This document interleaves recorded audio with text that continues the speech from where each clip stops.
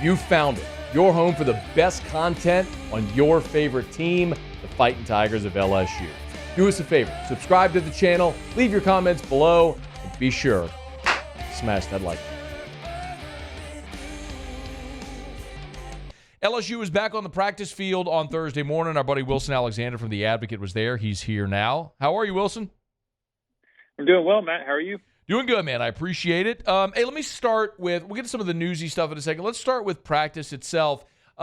Tuesday, it felt like we were all there with pen and pad trying to take attendance. Anything of note as far as who was there and who wasn't? No, not really today other than this one. Malik Nabers did not practice. He was out on the field. He was just not in a jersey, he was in his jersey but not in pads, just watching things off to the side. Obviously, he practiced on Tuesday. He practiced last week. But for some reason, he was not participating today. Other than that, everybody else of note was out there. Okay. Did you notice anything among the wide receivers who seems to be standing out in that group?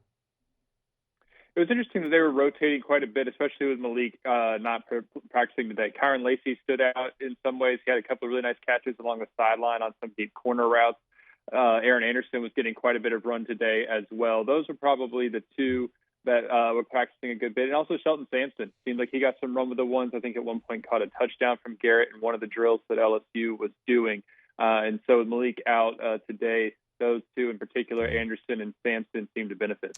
Shelton Sampson and Chris Hilton, I thought on Tuesday, were both particularly good from what we saw. So it's interesting that you mentioned Shelton there as well. One of the young guys may be poised for a big breakout. We'll see if it happens in the bowl game.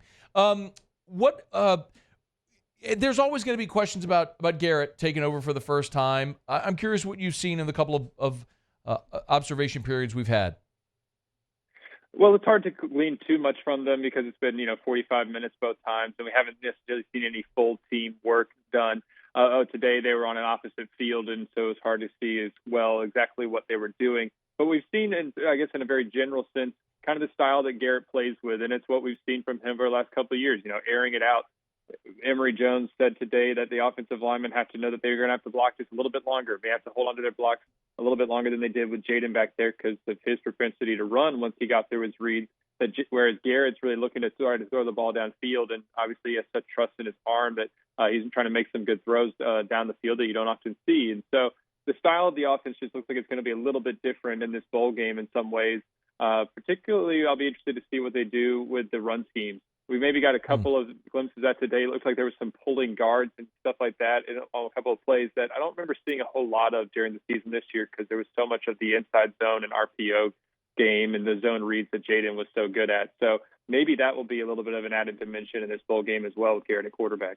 Wilson Alexander's with us. Check him out on Twitter or X. He's at Whalesander _. It's WH Alexander _, but it spells Whalesander. I think I pointed that out a long time ago, and you very, very graciously didn't mock me and just sort of chuckled along. But I appreciate that. That was funny. Well, that's because you're one of the good guys in life, Wilson. Okay, so what about Garrett met with reporters today. Did he say anything of note that stood out to you? There was some, not really. Okay. Maybe this one part that might be on top of people's minds is that he did say that LSU was transparent with him about their desire to add a quarterback through the transfer portal, that he knew that something like that was coming, and that it wasn't a shock to him that A.J. Swan was signed. He looked at just very simply looks forward to A.J. getting here and that competition playing out. Mostly it was kind of this, that he has just been waiting so long for this. You can tell that this is kind of a relief for him to finally be starting for the first time in his career. Yeah. He kind of chuckled looking back to hadn't started since his high school senior season over in Texas. And, he remembered, how he actually, that game ended with an injury. He broke a few fingers on his left hand and he hadn't started since then. And he said it's been hard at times. It really has. That he had to lean on his faith to kind of stay patient and be humbled and learn through that. And that this year he had to try to continue to find ways to get better, even though he wasn't getting a lot of snaps. So you could tell that this just means a lot to him to kind of finally get this start, and that he's really, really looking forward to it. Opportunity is coming. Wilson, have they given us the schedule yet for when the team is leaving for Tampa? They'll leave on the December 26th. So they'll leave the day after Christmas. Okay, so they'll continue to work here through Christmas.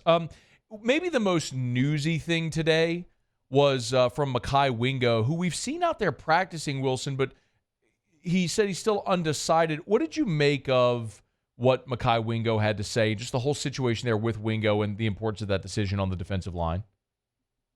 Like you said, he said that he has not decided whether or not he's coming back next season. But what does really speak to, I think, what Mekhi is all about is the fact that he is actually practicing out there at all. This is somebody who kind of went into a little bit more detail on the type of surgery that he had.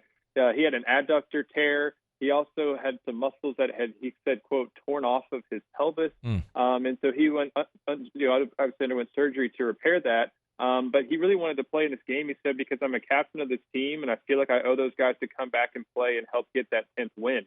So even if he doesn't come back next season, he wanted to come off of that surgery. This is, we see guys all the time sit out the rest of the year. He had no real reason to have to play in this game, and he could have looked forward to next year.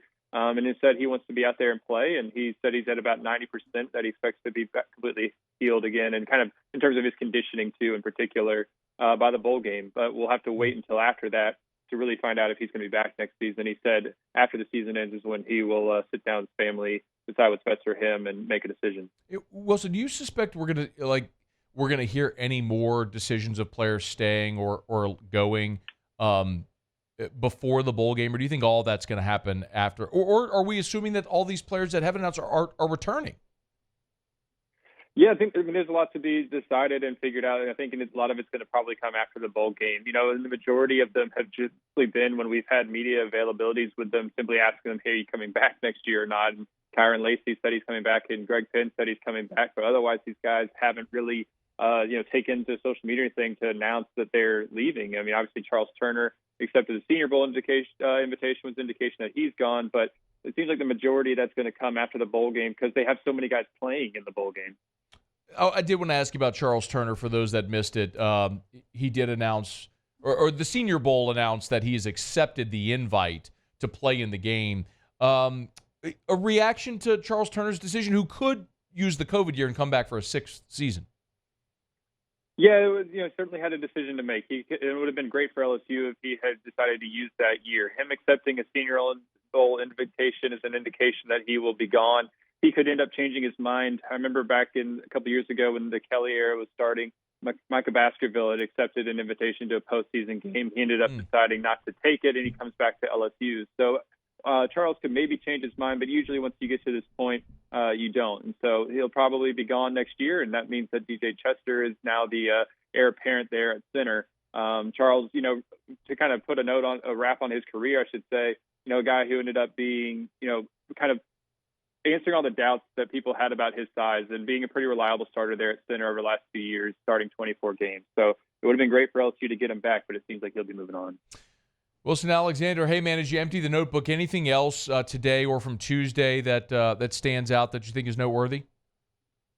We saw J.K. Johnson over there on the side field today, and not actually playing with, practicing with the team. I don't think he'll be available for the bowl game, but a positive sign in his recovery from that lower leg fracture suffered back in preseason camp. He was with athletic trainers, wearing full pads, doing all sorts of different exercises as he recovers from that injury. And that's somebody who might be in the mix there at cornerback next season. So it was good to see him making those kinds of strides in his recovery. He is Wilson Alexander, the Advocate. Y'all get him on Twitter at WHAlexander_ or Walesander_ if you want to spell it out phonetically. We appreciate it as always, man. Thanks so much.